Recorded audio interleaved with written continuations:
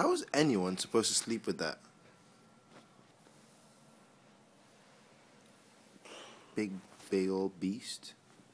Beats Me and my buddy Glenn right here under the covers. He's like in a cocoon. I'm just scared of the light. Just as scared. Might burn my retina. Yeah, me and Glenn right now. It's like 3 in the morning, trying to sleep. You know. Got maths. He's got maths. I've got nothing. Whatevs. Trying to sleep.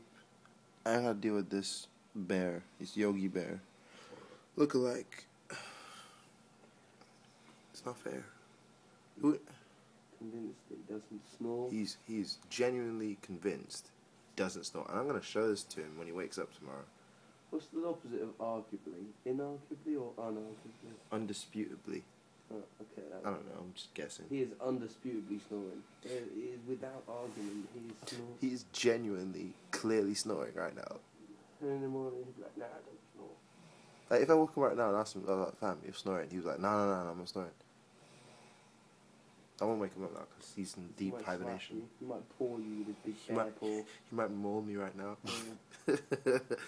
But yeah, anyway, I just wanted to prove a point that this guy snores on YouTube. I don't snore.